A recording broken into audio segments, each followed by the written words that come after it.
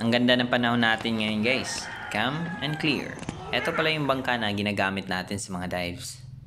Welcome back to my channel guys. AG here at welcome din sa ating bagong episode.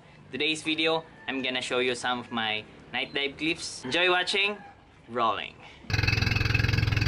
Papunta na kami sa kabilang spot guys, kaya nagbangka kami. Sila yung mga kasama ko, Buknoy at si Elky. Shout out! Nandito na tayo guys. Dito pala sa spot na to natin nakuha yung longnose emperor at malaking jobfish dun sa previous video upload natin. Pahinga lang muna tayo ng konti dito since maliwanag pa naman. At pagsapit ng dilim, let's get ready into action.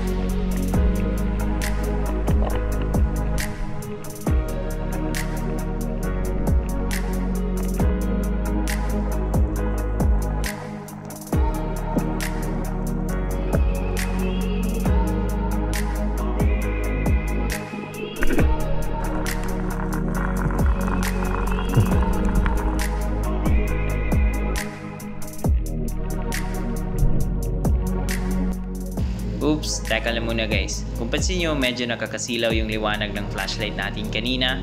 Ang lalakas kasi ng focus ng gamit natin. At since wala tayong flashlight na may wide ng liwanag, eto yung ginawa ko. Para-paraan lang din para makapagbigay naman ako sa inyo ng magandang quality sa night dive. Ang idea na to, nakuha ko galing sa mga light bulb, ilaw ng bahay. Pininturahan ko ng puti yung lens ng flashlight nang sa ganon, mawala yung focus. At eto yung gamit ko pang manicure para madali lang din tanggalin. Eto test out din natin ngayon itong bagong bigay ng X-Star. Shoutout! SD1 4-color na mini dive beacon.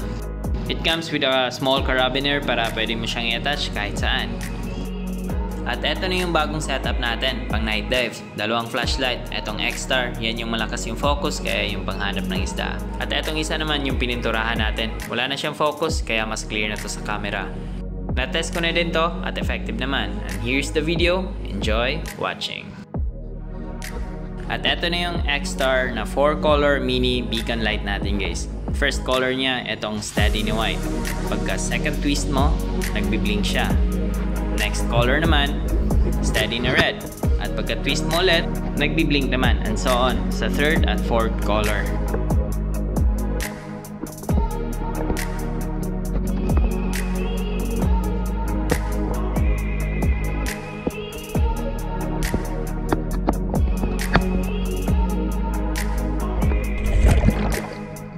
Etong steady na kulay green muna yung gagamitin natin ngayon guys. Dito ko na-touch sa spear gun kasi wala akong buoy pag night dive.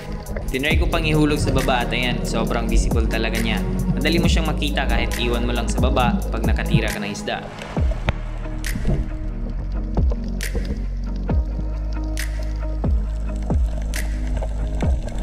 First shot natin sa bagong setup, hindi ko pala na-off yung X-Star kaya medyo nakakasilaw pa.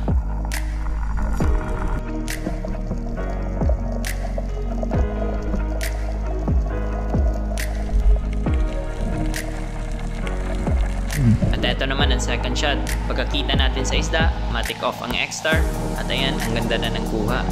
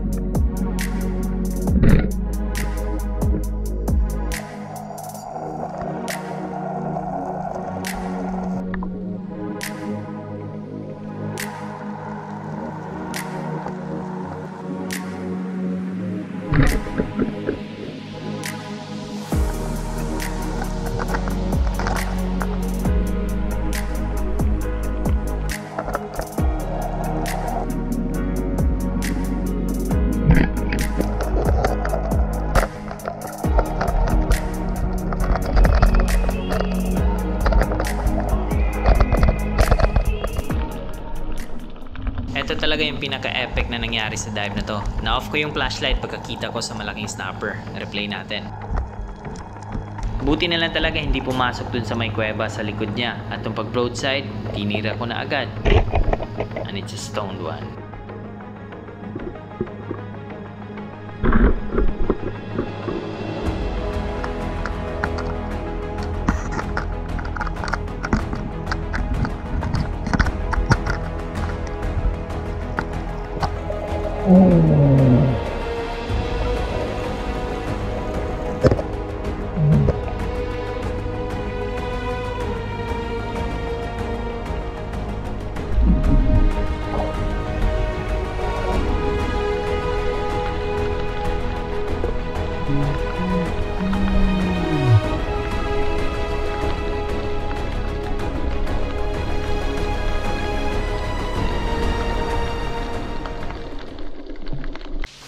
Goods na yung huli guys, this is enough, and let's go home. Napuno pa yung feedback. Stocks for days, eto na yung parte ko guys. Pinaghati-hati namin sa tatlo. At of course, yung malaki, sa atin yan. And that's it for this episode guys. Thank you for watching. Sana nag-enjoy kayo at may natutunan. See you soon in my next episode. Stay tuned for more videos. Stay safe. God bless. Cheers!